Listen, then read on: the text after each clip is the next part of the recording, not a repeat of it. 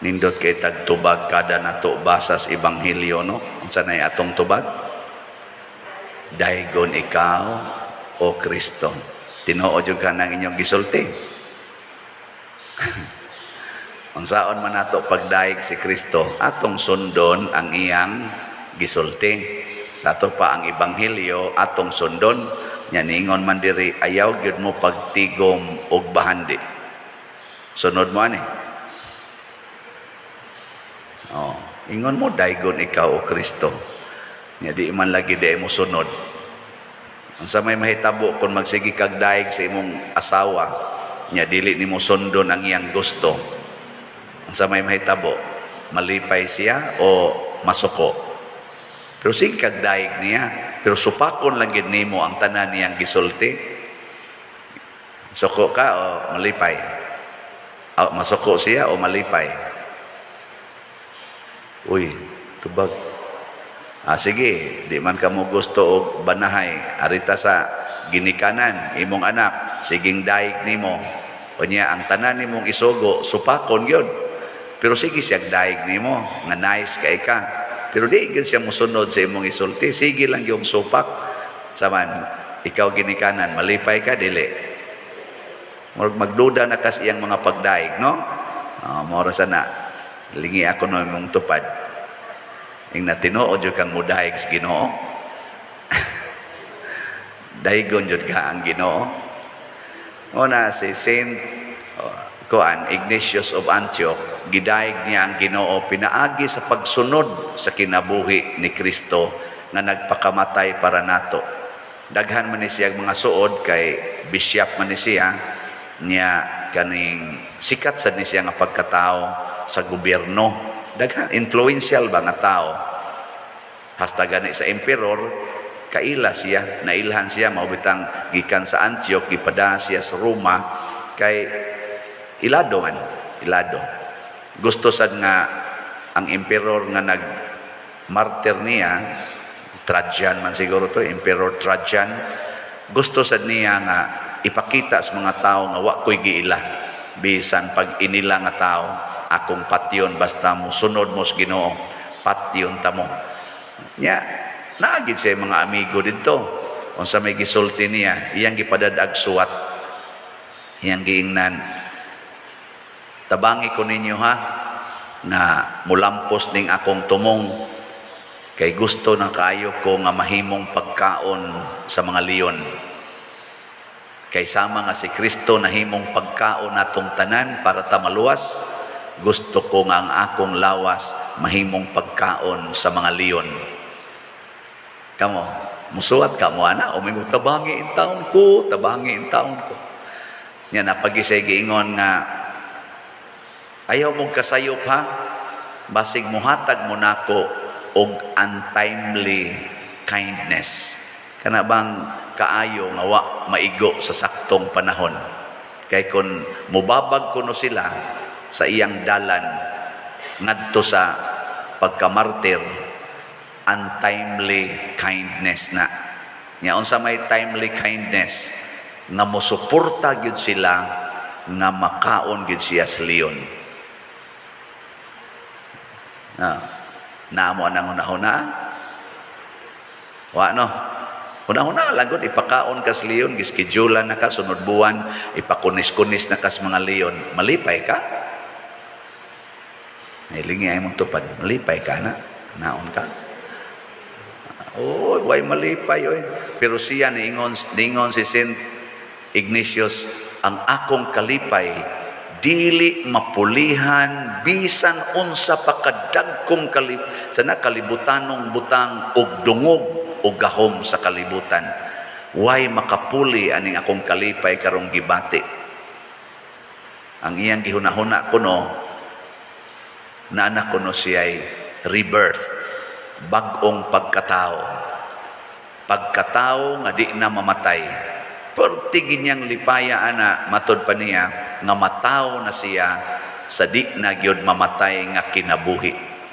Kay kining ato dinhing pagkatao nga atong gihuptan, mamatay man Dali ra ni mamatay oy.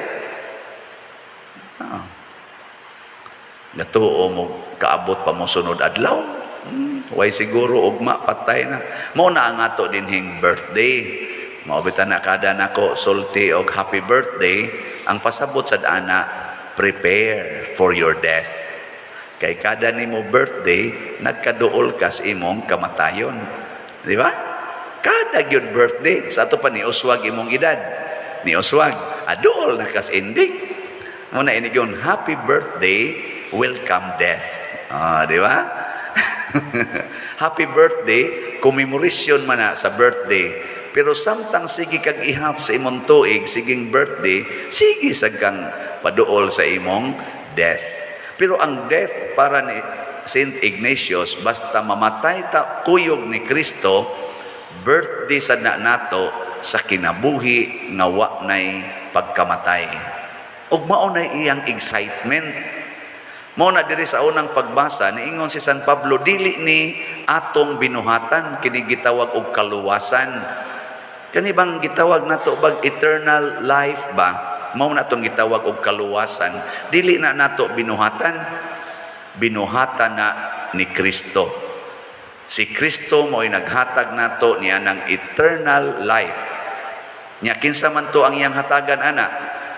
Ang kadtorasang naningkamot pagsunod sa kinabuhi ni Kristo, diin gibiyaan gid niya tanan og misugo siya nato, if you want to follow me, deny yourself, hate your father, your mother, husband, wife, children, houses, your work, hate them for my sake.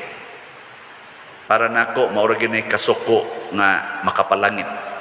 Kanang masuko kas imong kaugalingon, masuko kas imong mga papa ug mama, mga igsuon, mga butang dinhis kalibutan tungod sa imong gugmas Ginoo. Kana mo'y kasuko nga makapalangit. Nya namo nang klasihas kasuko. Ha? Oy, nabali gyud kaayo. Tungod sa atong paglaban sa atong kaugalingon, sa atong minahal, o sa atong mga kabtangan, masuko tas Ginoo. Masuko gid tas Ginoo kung hilabta na ang atong gimahal dinhis kalibutan. Magsigi pagitag ingon niya, ngano man ka Lord, wa ka kakita, lisod na kaimi, wa na mihapit kaon, wa lang gyapon ko nimo dunggas akong pagampo nga makatrabaho na unta ko, wa lang gyapon ko roy trabaho, wa lang gyapon ko madawat, sige kong pangaplay, abot na kong pangaplay diri San Vicente Ferrer Paris, wa lang gyapon mo dawat sa Padersiano nako. Na may dagang nang-apply diri nga ako sa taong gibalibaran kay purti nagundaghana aning atong mga staff dinhi o ikumparar ninyo sa ubang simbahan, ambot do na bay makatupong sa yang ingon ani lang ba nga gidakon sa parokya ba, way makatupong sa atong gidaghanon sa mga tao dinhi ay. Og sa kuan pata og sa gobyerno pata nga kanang plantilya, oy overcrowded na ta. Overstaff. Kay sinan nga na 20 ka buok dinhi sa ato, 20 ka buok. Onya plus pa sa atong mga kanana ang mga regular na worker, duha ka buok o naapag-iuban nga di na duha oy nga upat man siguro. Nana. Di wa na 24 na. Punaan pas duha ka buok pare, na 26 na. Punan pa ni ato mga panday dinhi nga mga 20 sad ka buok, 46 na. Mao na ato dinhing staff. Nya og ig-apply mo ta matay wa na gyud hurot na gyud kolekta ta ani. Unya magmahay kas Ginoo na. Ayaw. Mao nang panahon na mudaig tas Ginoo. Salamat Lord, wa ko'y trabaho.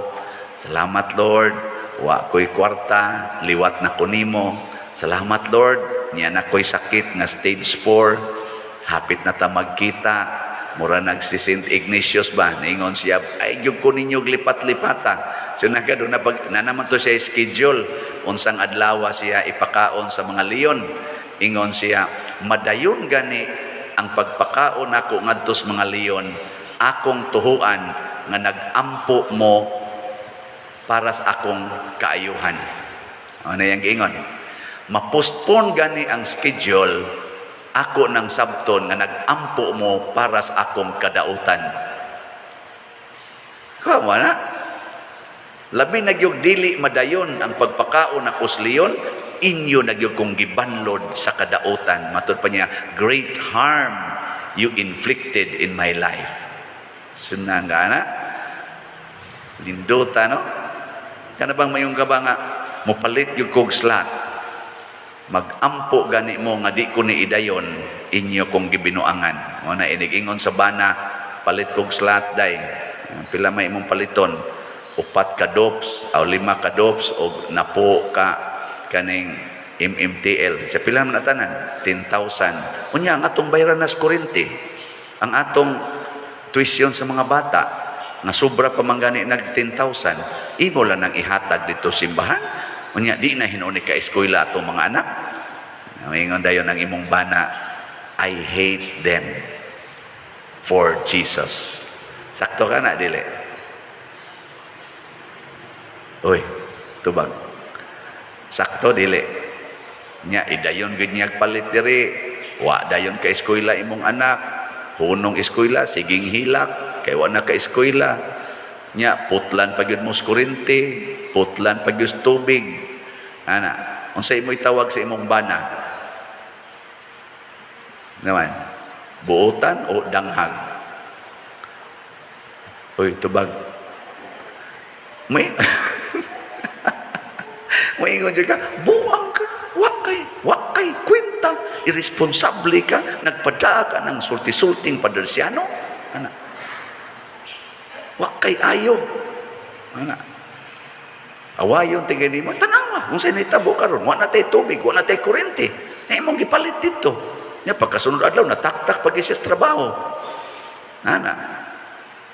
Ang sa may mong bation, magmahay ka, no?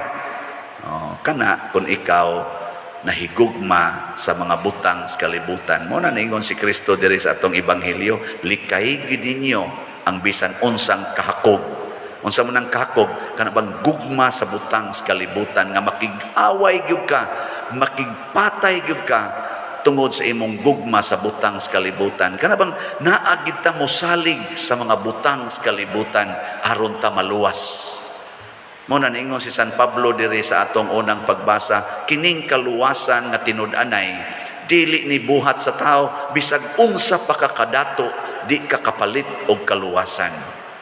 Way kaluwasan nga mapalit bisan paghurot-hut don panimo tanang bahandi. Matud pa ni Jesus, mag-unsa man kun maangkon nimo ang tanang bahandi sa kalibutan, pero in return mawagtangan kag kinabuhi. Di ba? Muna og ako pa, ikaw asawa ka nya imong bana ingon anig batasan, suportahi gyud. Sige dong, palit ngadto slot. Bahala nagwa natay kaon dinhi.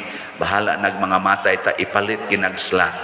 Ana, haron ini kamatay nato, di gid ta balibaran dito sa langit. Kay ngano man namatay tas gutom sa pagtabang nato sa simbahan. Arang-arang nalanig jutay dong sa gibuhat ni Saint Ignatius of Antioch nga iya yung gipakaon ang iyang kaugalingon sa mga leon.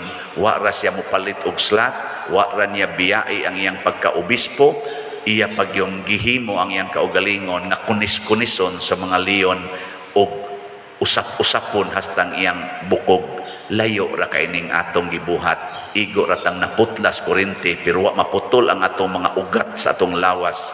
Igo ratang naputlas tubig pero wa mohubas ang atong dugo diha sa pagpaagas para sa kaayuhan sa simbahan. Di ba? Gilingi na imong tupad na muuyon ka ng analysis ni Father. Di ka na binuang. Ambot lang ninyo. Ang sa tubag na to sa Salmo. Wa mo ayon. Gibuhat kita sa Ginoo, iyaha gayod kita. Dili kita mo itag-iya nato. Ang gabuhat lahat nato mo itag-iya ug unsay iyang gisulti ug unsa say iyang gipakita maoy atong sundon kay iyaha gayud kita. Ang nakaapan gud nato mangangkon manggod ta nga kita nay tag-iya sa atong kinabuhi, kita nay tag-iya aning mga gihatag niya nato. Oy di na tinuod oy. Naay pobreng tao karon nagtrabaho og ordinaryo nga factory, nimpalit siya slot, usa ka slot. Ing siya, Father, ako na gining gihimong kanang sa to panaad sa Ginoo na kada buwan mo palit lang jud kog 10 minus slot kay pila ra man say akong sweldo, gamay ra man. Pero di man gud nako ma-explain ang akong kalipay kung makapalit kog slot gikan sa akong ultimo kaayo nga sweldo. Ninduta no? Lipay ko no kay siya. Muna iya na ginang gibadgetan kada buwan iya na jud kuno nang himuon nga mopalit gid siya slot. Ninduta hagtanan nga naminaw aning akong misa ba. Mao sa himuon nilang patakaran kada buwan pader palit kog slot. Ako sa isip pare, ubay-ubay man sa kog makolekta kada semana palit yung kog slot hangtod mabugto ning akong kinabuhi. Ano na ako sang commitment. Na kanina lipay ko, ordinaryo kaing tao, di pamilya tingali ni siya. Pero grabe ang iyang kuan tungod sa kalipay ug mauni ang bugti sa atong paghalad sa atong kaugalingon ngadto sa Ginoo. Mao ni ang gibati sa mga martir sama ni San Ignacio sa Antioquia, sama ni Pedro Calungsod, sama ni Lorenzo Ruiz. Mao ni ilang gibati ang pag-antos, ang pagpakamatay para sa kaayuhan sa simbahan ug sa katawhan nga niya simbahan. So kamong namalit og slot, salamat kaayo. As of yesterday, ang atong DOPS niabot nag 8,669 slots ang halin, nya ang atong MMTL niabot nag 2,336 slots ang nahalin. Pakpaka nato ang namalit niini. Na ibaw kong namakpak sa ron dito sa langit kay lipay silang naay ni palit. Kamong wa pakapalit pakpakan sa niya mo gaana na rong mga anghel ayay kani palit na gini sus ni simang man dito man padong parlor kay magparibans buhok ayay wa madayon ang pakpak ayay kani palit na gini slot kay sweldo pap sus ni simang man dito sa beer house kalak sige ra mag-inom hapyod anang mugbo kay short wa nasad madayon ang pakpak kadawat og stipend ang pari dako kani pakpak na sus. Yun na lang, nindog na ta.